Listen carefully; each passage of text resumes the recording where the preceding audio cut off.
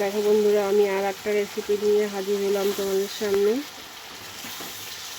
এখানে সব রকম মশলা আছে, যেমন পেঁয়াজ, রসুন, আদা, জিরে, লঙ্কার গুঁড়ো, টমেটো সব পেস্ট, হলুদ গুঁড়ো, স্বাদ মতো লবণ সব দেওয়া আছে। আর এখানে মাছ আমি ভেজে নিয়েছি, পাঙাশ মাছের আজকে তেল ঝাল হবে। চলো, একবারে আলুটাও ভাজা হয়ে যাচ্ছে আর মশলাটাও আমার হয়ে এসছে। বেশ সুন্দরভাবে কষিয়ে নেব যাতে কাঁচা গন্ধটা না আসে।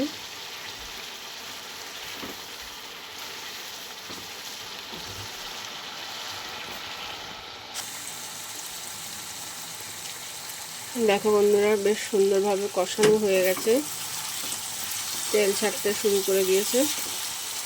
চলো, এবার আমি জল দিয়ে দিই।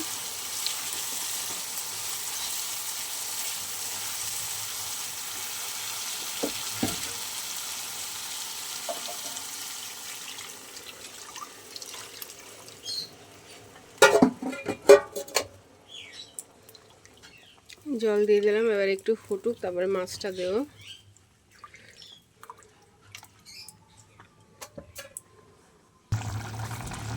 দেখো বন্ধুরা, ঝোল বেশ ভালোভাবে ফুটে উঠেছে। এখন আমি ভেজে রাখা মাছগুলো দিয়ে দেবো।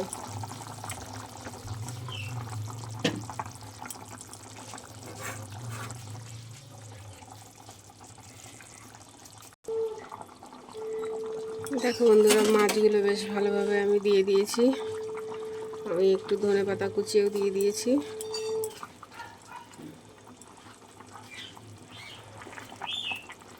চলো, এবার একটুখানি ফুটিয়ে নামিয়ে নেব।